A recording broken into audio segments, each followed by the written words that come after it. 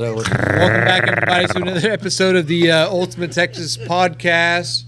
We got some folks here. We're having a great time. We got some weird stuff happening below us. Regulados, mount up. Here we go. With a shotgun. There we go. All right, this is a late night episode. So this is a bonus episode, actually. If you and the folks that are on the YouTube channel, gotta come check us out. This is fantastic. We can see you. Got my good buddy here, Coach. I'm sorry. I know, Coach. You got Regulados tearing everything Got the famous Fireball Bill, Johnny Falstaff. I mean, we're so blessed to have The Johnny legendary. Falstaff. Falstaff. It's going to be a great one. This is going to be a good one, folks. Musician. Tune in. See y'all in a second.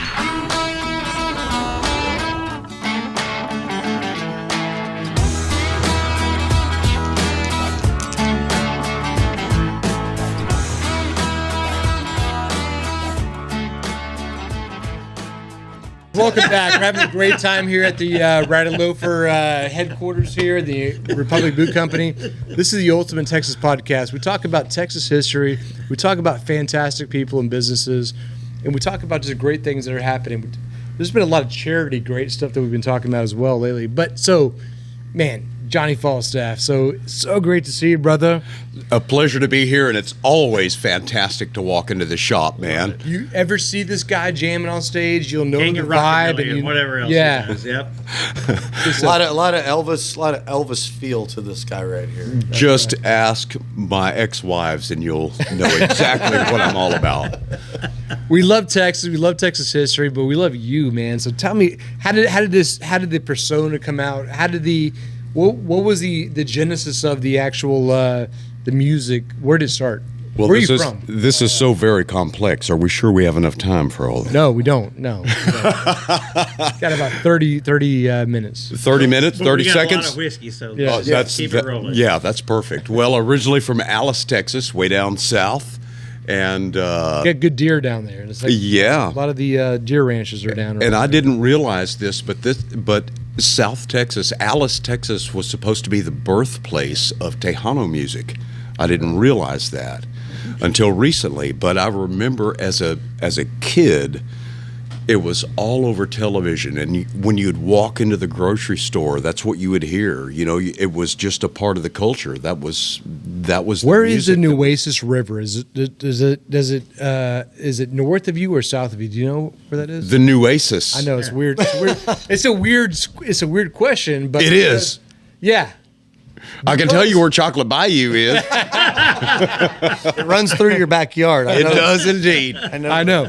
Down in Brazoria County, Texas. Yes, So sir. as you bring up the Tejanos, right? So they're very integral in the Republic of Texas and all that. But during that time period, you had the Republic of the Rio Grande as well. So the Mexican government didn't recognize the Rio Grande, Rio Bravo, as the border. At that time, it was the Nueces River. So that borderland between the Nueces and the Rio Grande was called the Republic of the Rio Grande. So Wow. a lot of Tejanos down there. I didn't know that. I know. Hey, I'm going deep. know that either. Going deep into Zapata territory, where they were fighting and they were going against, but they were still Federalists. They were fighting against the centralist crown at the time, the crown, and then the centralist government, which was Santa Anna. So at that time, the Republic of Texas, my favorite president, Maribou Lamar, used that as a buffer state. And I still kind of want to use this as a buffer state between this, the Mexican centralists against that. So this has always been a very contentious land,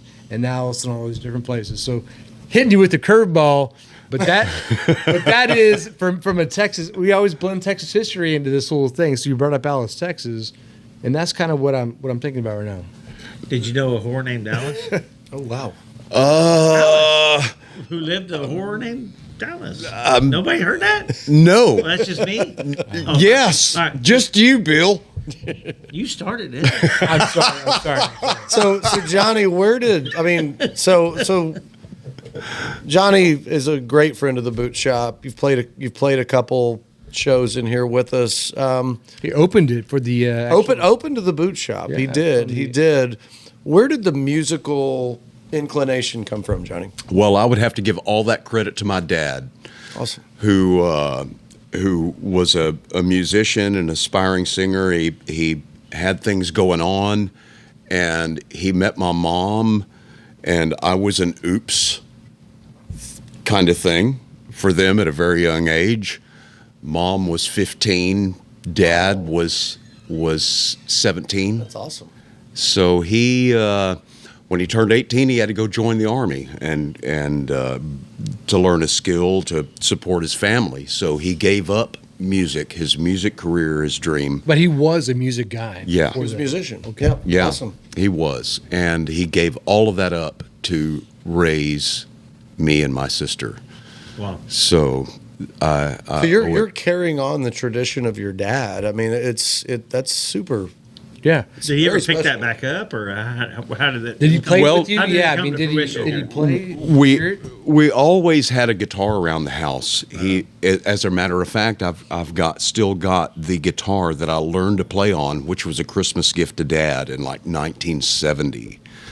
And so he always had a guitar around the house. He never left the music, but I remember going up to him as a very young child and saying, "Dad, I want to learn how to play guitar." And he goes, "Okay, this is what you do." This old man, he played one, and I'm like, "No, I don't want to know that. I want to know how to play just what the doctor ordered from Ted Nugent." It goes like this. But you got to start here. I did. And Did you have lessons to actually get you those chord basics? Or No, like that? no. It was all trial and error, and I remember really the most beautiful part of learning about music was Pop was at work, and I would come home from school, and I would take his guitar out of the closet, sneak it away, and it was his prized possession. So I dare not put a scratch on it. Right. But What was this guitar? What was it? This was a Lyle guitar. It was a Japanese copy of a Gibson Hummingbird. Wow. And it was a very inexpensive guitar, but it was all that Mom could afford. So it was an expensive guitar. Yeah. The cool thing 100%. is now, Yeah. like I can download some G tabs. I can get some chords. I can just play. How are you playing back today? You steal Dad's guitar out of the closet. Oh, dude, What do you play? We How didn't do you have know the what to internet play? back then. We I didn't know, have right? YouTube tutorials and stuff. So it was all just putting your finger here or putting your finger there You're hearing it by your ear. and strumming and going, okay, that sucks. That sucks. Wow, that's awesome. The memory. muscle Yeah. memory. So it was all just trial and error. And that's how we learned back Well, it's then. absolute natural ability there. You know, Yeah, I mean, it really you had a talent that was passed down from your father, and it's very special because you've spent a lifetime putting that to use. Yeah. So going from the childhood, you know, you talk about like your upbringing. I know you spent some time overseas in Europe. Tell us a little bit about that, like about the your musical development, but then also your time overseas and how that. Well, I was of course touring here and had my own thing going on, and then I think it was wife number 2 that we had the split, and it was time to do something, and a friend of mine was touring in Europe quite a bit, and I would call Kim Carson, dear friend of mine. I love Kim. And I said, "Kim, you're going on tour in Europe. I need to get out of here. I need to go." So a few weeks later, she called me up and said, "Okay, get your passport together. We're leaving on this date." So What year is this? this was 2006. So we went over to Europe and had a wonderful time, and I was trying to meet girls, and of course they wouldn't have anything to do with me. And the very last You're night, wearing this get up. You're not wearing the fringe tassels here. well, this is Possibly, yeah. It's what I've been doing for. It's daily wear. That's daily wear, yeah. So that was in Europe. They're like, what is this guy Not doing? those kind of tassels. I mean, seeing this guy at the gas station down in Liverpool, Texas, this is what you're going to see right Love here. it. Yeah, Coming yeah. Love it. Coming out of the old 1952 Chevy stepside, you know. Yeah, it's cool. Except that I can't afford that anymore. So the very last night of the tour, I met this wonderful German girl, and we ended up carrying on this long distance relationship for a while, and then I moved over there, and we got married, and I became a resident of Deutschland. Wow. So awesome. Yeah. Wow. Which was What town is this? this was in Dresden. Oh, Dresden. Okay, Yeah. so Yeah. we're talking about Dresden, bombings, and all the bad stuff. been But there? yeah. Lived in No, Dresden. I've never. So I was talking about like the bombings of the British and Americans Sure. that at the end of the war, this was the what they call it, the Venice of the of Europe or whatever, and it was just the architectural deal at the very end. They firebombed it and just freaking destroyed it. It was Yeah. horrible. Yeah, they didn't learn their lesson from the British who buried all their treasures under in the subway systems. They just went in and just destroyed the whole thing, just wiped it completely. Sounds like I haven't been there, but it looks like they've rebuilt that. Yes. It looks fantastic. It lay in rubble for Wow. for decades, and then when the wall came down and Germany unified, then the economy, the West was of course the powerhouse, but they restored Dresden to its former glory, and it's just an absolute wonderful place. It's like Disneyland, kind of. Wow. It's so romantic at night. Don't go with your significant other, or you're going to get pregnant. I swear to God.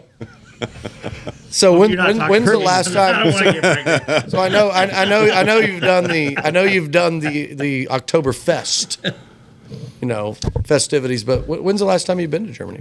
Man, I left in 2021 and moved on back to Texas and haven't been back since. Wow, that's awesome. So Yeah. well, we're glad to have you back. Well, it's a fantastic place to be back home here in Texas. So Johnny,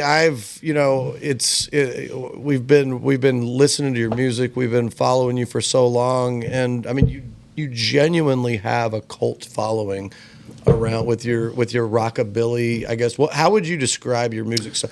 I kind of think of it as a rockabilly style, but how would you describe your musical style? People that come to your show, what can they expect from one of your shows? Because I've been following him for a long time Yeah. too. And while you were gone overseas and stuff, I was following you there because you had a good social media program going on, and I was just all about you. When you came on, when you came back, I'm like, we need you. Yeah. That's when I started Yeah. reaching out trying to find you. Yeah. And we got you to play here. it. Yeah. It was amazing, but I just couldn't wait for you. And now an amazing Anyway, I friend of just the wanted to shop. throw that in there real quick. I just want to know, like, for our listeners, our viewers, how would you describe your brand of music? Because it's so unique. That is such a difficult question. It changes. It's ever morphing. It just depends on what kind of mood I am at the time when I'm writing a song. We've got a new batch of music that we just recorded in Nashville, and it is kind of a mixture of course country music. I'll never be far away from that, and probably a little bit of rock. I mean, we wanted to take this country music out to the desert and do some peyote and do some weird things like Johnny, this. you just talked about the desert, and it brought me back to a story that you told Chris Conradical and I one night. I've got to have you tell the story about your trip back from California into the desert. Was it the barbecue trip? Was the trip where you found the meal? You went off the course. You got to tell the story. This is one of the best cross country stories. Musicians traveling across country stories I've ever heard in my life. Chris, do you agree with that? Yeah, I agree. It was breakfast time. And it was the best. Well, that's still dinner. That's still dinner for some. I mean, Yes. Yes. I don't think Fireball's heard this story. When Fireball hears the story, when Fireball hears the story, he might just lose it. He really might. Well, we played our last gig. We were on tour in California, out on the West Coast, and played our last gig, and we were very young at the time and able to do this. So we said, okay, we're not gonna spend another night in a hotel room because we can't afford it now. We have to drive home. So we took off from California after the gig at about, I don't know, 2, 3, 4 in the morning. And relate to that. yeah, it was brutal. Not the boot shop, Bill. Not the boot shop. Absolutely brutal. So we were making our way back east on I-10, and somewhere around New Mexico or Arizona, I can't even remember, we needed coffee. The sun was coming up, and we saw this hand-painted sign that said restaurant with an arrow down this dirt road off I-10. And, of course, we had to brake hard to get it, but we did it. Eat it, Joe. So, yeah, it was kind of like that, but not even that. So we followed this dirt road down, and it ended in some little ghost town. I have no idea even if it had a name. And we found the restaurant, which was actually a trailer house with a hand-painted restaurant sign out in front. So we got out and knocked on the door, and this little old lady, grandma, opens the door and says, "Yes, can I help you?" And I said, "Yes." It was like a single wide trailer, right? Yeah. Yeah. It was a single wide trailer. Oh my gosh. And she said, "Can I help you?" And I said, "Yes." "Well, is this a restaurant?" And she said, "Yeah, come on in." So we came on in, and we sat down in the living room around this like round table thing. And this was straight out of Quentin Tarantino. Yeah. I wish I got paid for this role, but I did not. And so we came in and we sit down, and there was this baby at the table in a high chair, like getting cereal everywhere. That's so weird. And the old woman asked us, "Well, what would you like to have?" And I said, "Well, some coffee, bacon, eggs, toast." And she said, "Okay, y'all watch the baby. I've got to go to the store, and I'll be right back." That's weird. I told you you're going to lose the fireball. So Not over yet, though. I've lived this. This is great. I love it. so if you can imagine You got to talk. the rock band sitting around this table with the baby, and at the sun is coming up, and we're in the state of mind that we're in. It's rock and roll. Like, And we're thinking, what the fuck is this baby? yeah, exactly. Sorry. Spoon feeding you.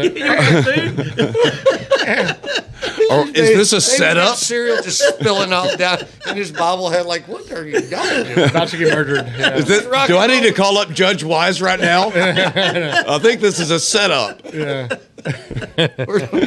Judge was eating baby food. Where'd Grandma go? Where'd Grandma go? Josh was beef. Yeah, he was. Oh my God! Anyway, All right. So she comes back with the stuff and fixes our food, and we sit down and enjoyed our meal with the baby, getting shit all over the place, and gave her a nice tip, and we left very courteously, and it was something that I will never, hilarious. ever forget as long as I live. Thanks, Tom. And it magically appears. Johnny, if that's not a rock and roll story, there never was one. Well, Rock and roll podcast. What this is? yeah, I mean, Are you we getting this too? It's a bonus episode. we weren't quite the the Van Halen, let's get naked and beat each other with a shark. No, let's And have the- breakfast with the freaking baby. Right. Let's have That's breakfast. just- Breakfast with baby. That's just as I'm telling you. I told you before, like you take these great experiences and you write a song about it. We've heard Breakfast with the Make Baby. a Yes, memory breakfast with the every baby. We've day. heard stories about bands tearing up hotel rooms and throwing couches out windows. Right. We haven't heard a lot of stories about bands partying with babies spilling cereal down there. But Yeah. No. you did that, and then While you had grandma- like the backstory. And you While actually had a grandma's real deal. going and getting bacon and eggs at the grocery store. It wasn't nearly as rock and roll as throwing TV. Thanks, out. Regalato. But it's pretty freaking badass. It- That's right up there. It's unforgettable. No, 100%. And that's the beauty behind it. Yeah. You can only see this on the Stuff. YouTube version here. So, are we doing a shot right now? Is this to babies or rock and roll? Or? This is Just rock and roll. it's a Johnny Falstaff story about babies with cereal flying everywhere into the Yeah. rock and roll band lifestyle. Here's back the in the day. Falstaff. Here's the fall. Falstaff. Right here. Well, thank you. Falstaff beer. Falstaff. Falstaff. Johnny Falstaff. All right. So, Johnny, I'm going to change the subject for a second, real quick. After Yes, please. So, Johnny, You can know, see that you're- on the actual. Go to YouTube and you can see that version of it. We have a lot of listeners that are on just the audio version. Yeah. So they listen to the story, but So, Johnny, your depth isn't limited to your country music. You've endured a lot in your life. A lot of people don't know about your bout with cancer, and definitely want to bring light to that. So you can talk a little bit about what you went through and how it's affected your music, how it's affected your life, and why you're here right now, talking to us right now. So yeah, let's Well, I'm here right now because I don't have a gig anymore. This is your gig.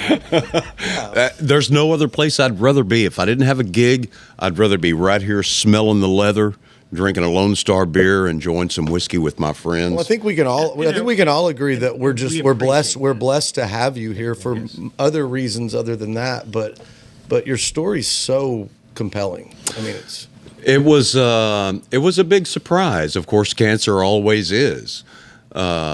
I was here in 2019. I had come back for an award show. I was nominated for the Metropolitan Award, so I was back in I was there for that. I remember. yeah. I was back in Texas for that.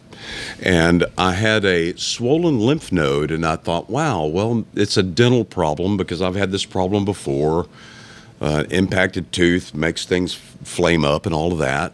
And so I was trying to get back to Germany, and of course the zombie apocalypse happened.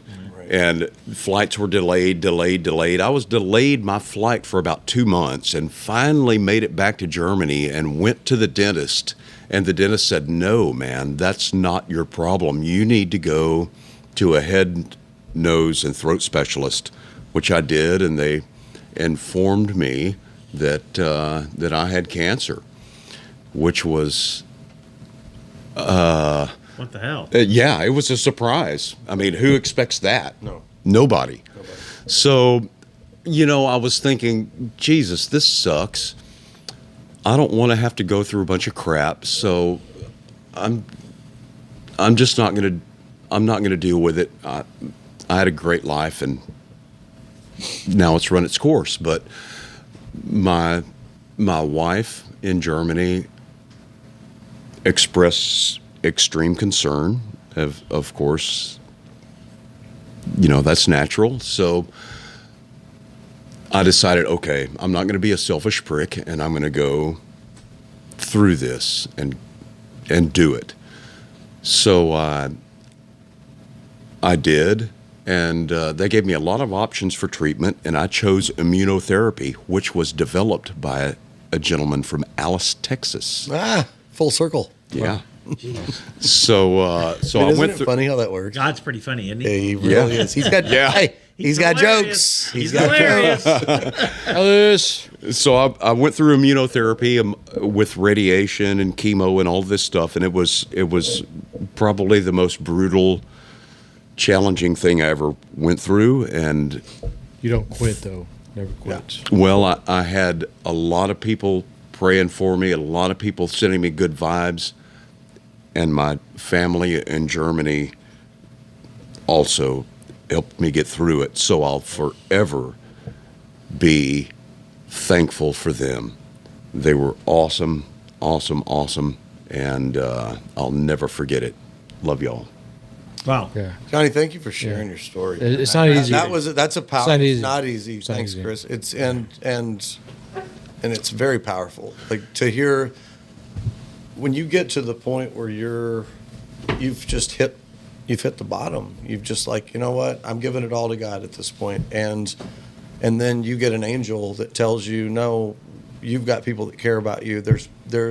you've got other people that are thinking about you right now. That's just an amazing story that you just. It is. And what's funny, what I said earlier is I followed your journey to some degree on social media. Yeah. And that's how I first found you. And then watching that and watching it grow. And then, yes, we prayed for you and that kind of thing. But seeing you come through, and then you're sitting right here with us, and you've played at our store 3 or 4 times. This is incredible, and just tickled to death that you're here. I'm a blessed man. I'm telling you guys, if you come see the Johnny Falstaff in the boot shop, it is phenomenal. It's not a show; it's an experience. It's just It a is whole an experience. Like experience. it's incredible to watch the. I mean, I don't know, the riffs. How you do it, it's art. The art is. Everybody's like, oh my god, it's fantastic. I mean, the show is incredible, and you have put shows so all over much Texas. energy into everything he does, and it's absolutely Thank you for that, man. Well, It's fantastic. man, I would recommend anybody get a plane ticket if you're not from here. But if you're from here, come on out to the boot shop and Hey, we can experience. always call Johnny, and he'll be here within an hour if you want a private show. That's great. So what do you got going on now? What's next? What's Well, next we've got a video shoot that we're That's what I doing. hear.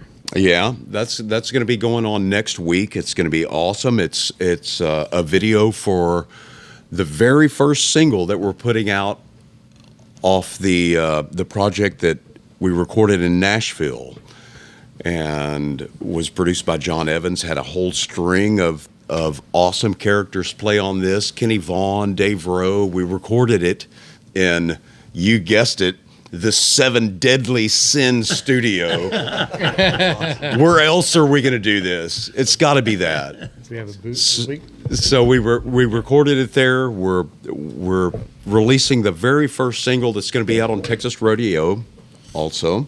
I love it. And yeah, we went to Fort Worth and had a good Yes, time. we and, did. We were and at the award. Texas Music Awards. Yep. Yeah.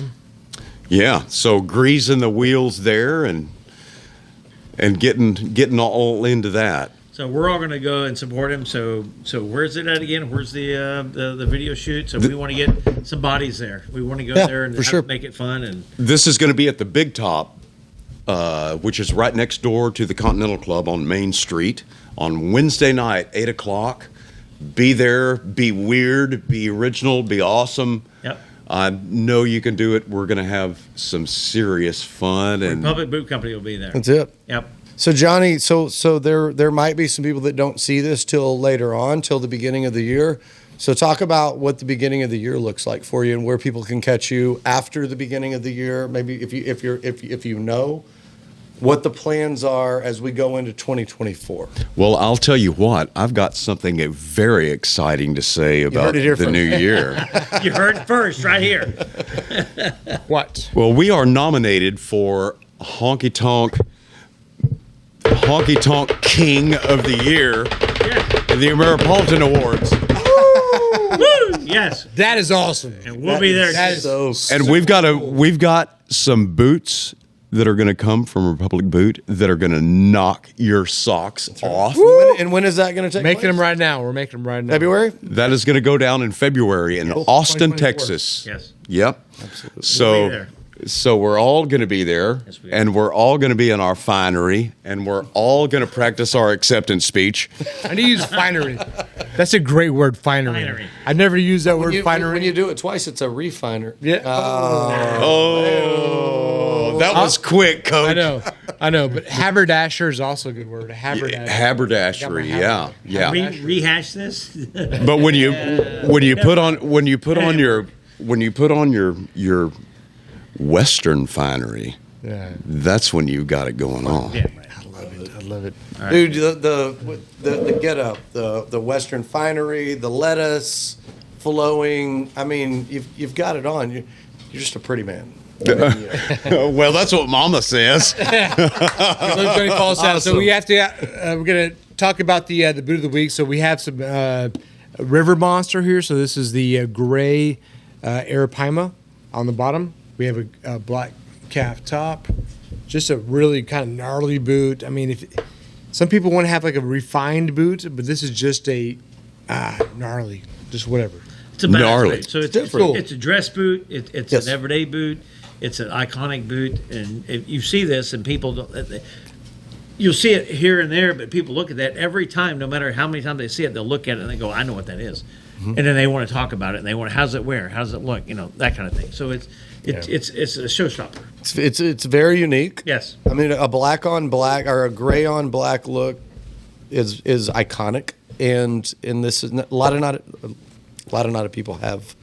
Oh, Yeah. Vada nada. not a lot of a tongue twister going on right there. Not a lot of people have. Regalado. Not a lot of people. Yeah, Nagalados. Saddle up. Love y'all. Johnny Falstaff. Not a lot of. The Riding Loafers here. Love y'all. Adios. Woo!